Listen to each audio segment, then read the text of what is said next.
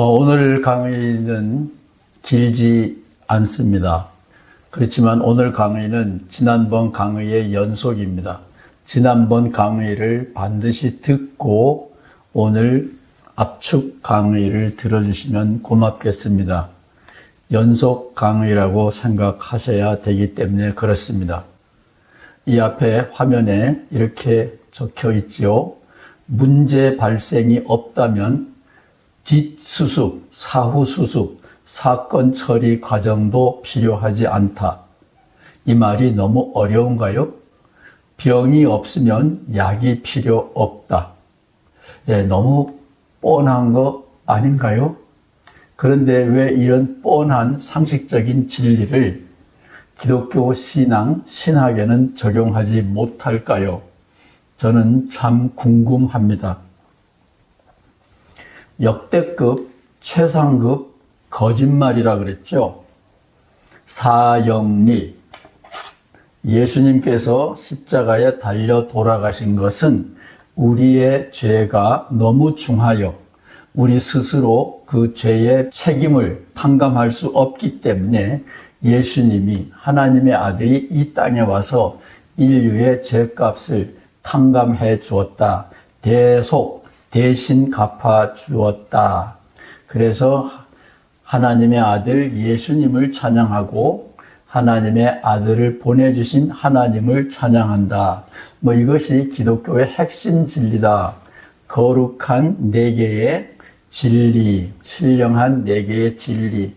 이렇게 되어 있는데 이것은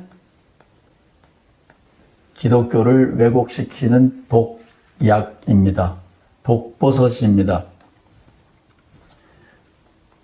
이런 이상한 독버섯이 자라나게 된 진짜 이유는 예수님을 사람들에게 소개해야 되는데, 예수님을 전해야 되는데, 이 예수님을 어떻게 설명하면 좋을지 그거에 대한 답이 명확하지 않았어요. 그 많은 잠재적인 대답 중에 하나가 사형리라고 하는 건데, 사형리는 400년에 어거스틴이 만들었고 1080년에 안셀름이 완성한 개인적인 의견입니다. 교회 지도자들이 모여서 한자리에서 합의한 것도 아니에요. 쉽게 말하면 예수님 이야기를 세상 사람들에게 전달해야 되는데 이 예수님이 무슨 약인지, 무슨 병을 고치는지 설명해야 되는데 설명이 마땅치 않았고 그 설명 중에 하나로서 어거스틴과 안셀림이 생각해낸 장치를 사람들이 가장 쉬운 방법이라고 생각하여 예수님의 이야기를 그 사형리라는 포장지에 싸서 전하기 시작했습니다. 지금 기독교를 새롭게 하는 이 마당에서 우리가 물어야 될 질문은 예수님 과연 아직도 유효한 약인가? 약효가 끝난 폐기 처분된 옛날 약이 아닐까? 약효가 아직도 살아있다면 예수라는 약은 우리들의 어떤 병을 고칠까? 이렇게 질문하시면 좋겠습니다. 예수라는 약이 인간의 원죄를 치료하는 유일한 약이다.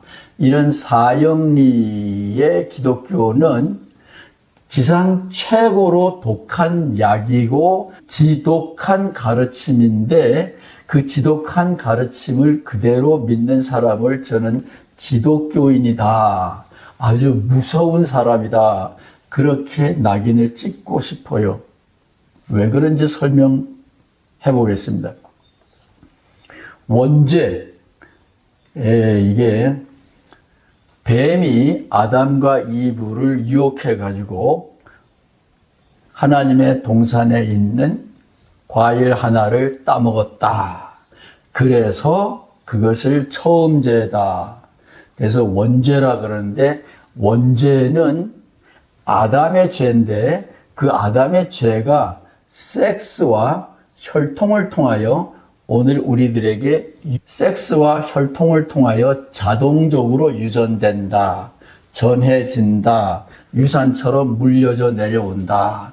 이런 것이 사형리에 있는 기독교 원죄입니다. 이런 이상한 지독한 거짓말 말고는 예수라는 약을 사람들에게 선물할 핑계, 구실이 정말 없나요? 지금의 기독교는 참 한심스럽습니다. 이 원죄를 조금 더 생각해 보겠습니다. 아담의 죄가 섹스와 혈통을 통하여 전달된다라는 것은 사생아를 낳고 그 사생아가 14살쯤에 세상을 떠난 비극을 경험한 어거스틴이 자신의 경험을 투사한 해답입니다. 섹스와 혈통을 통하여 조상들의 죄가, 아담의 죄가 물려왔다. 그리고 자기의 아들이 벌을 받아서 세상을 떠나게 됐다. 그것은 어거스틴의 개인적인 경험입니다. 그래서 어거스틴은 아기를 낳을 목적이 아니면 섹스는 안 하는 게 좋다. 이렇게 금욕주의를 가르쳤죠. 그것은 어거스틴의 개인적인 생각입니다. 그래서 어거스틴이 이 원죄라는 이상한 이야기를 만들어냈고, 예수님은 섹스를 통하여 잉태되지 않았기 때문에 처녀 마리아가 잉태하여 예수를 낳았잖아요. 예수님은 마리아의 뱃속에서 생을 출발하잖아요. 다시 말하면 섹스를 통과하지 않았기 때문에 혈통을 통하여 아담의 죄가 전해지는 위험을 피할 수가 있었습니다. 이게 어거스틴이 만든 원죄론인데, 그렇다면 요즘은 기술이 좋아서 시험관 아기도 생기고 부부 사이에도 섹스를 통하지 않고 인공수정으로 아기를 만들어낼 수 있습니다. 여러분은 메시아를 만들어낼 수 있어요. 이 어거스틴의 말이 진짜라면, 여러분 진짜라고 믿고 있는 거예요. 진짜라면 아예 기계 생산을 할 수도 있고, 시험관 아기로. 아니면 부부 사이라도 섹스를 통과하지 않고 인공수정으로 아기를 만들어내면 여러분의 아들, 딸은 죄가 없기 때문에 영생불멸하게 됩니다. 맞아요? 뻥! 지독한 거짓말이지요. 원죄를 정말로 믿는다면 시험관 아기는 내 아이지만, 내 유전자를 물려받은 아기지만 예수 안 믿고도 영생불멸할 수 있습니다. 말도 안 되는 얘기죠. 또 원죄를 정말로 믿는다면 세상 사람들이 어떤 악행을 저지르더라도 히틀러처럼, 일본 제국주의자들처럼 사람을 계속 죽이고도 내가 뭔 잘못이야 라고 철면피처럼 굴더라도 원죄를 정말로 믿는다면 기독교인들은 그들을 비난하면 안 돼요.